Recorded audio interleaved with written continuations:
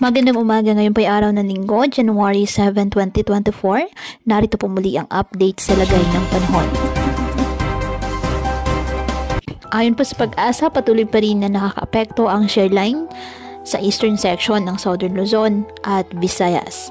Habang hanging amihan o northeast monsoon nakakaapekto naman sa nalalabing bahagi ng Luzon.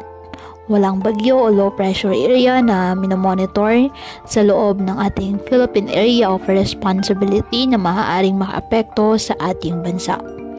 Wala rin pong gale warning na nakataas sa anumang seaboards ng ating kapuluan, kaya malaya pa rin pong makapamalaot ang ating mga kababayang mangingisda at may maliliit na sasakyang pandagat.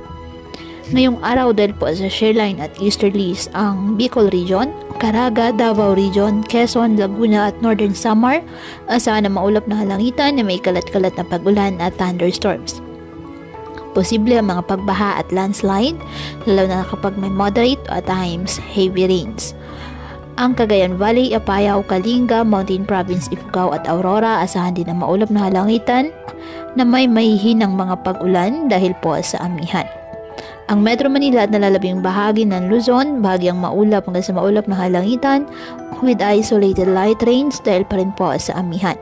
Ang nalalabing bahagi ng ating bansa, bahagyang maulap hanggang sa maulap na halangitan with isolated rain showers or thunderstorms dahil pa rin po yan sa easterlies at localized thunderstorms.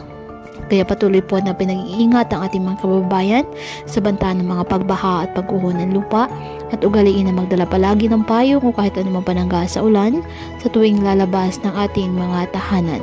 At yan po muna ang update sa lagay ng panahon ngayong araw. Muli patuloy po tayo na mag-ingat at palaging tandaan, God loves you. Stay safe and God bless.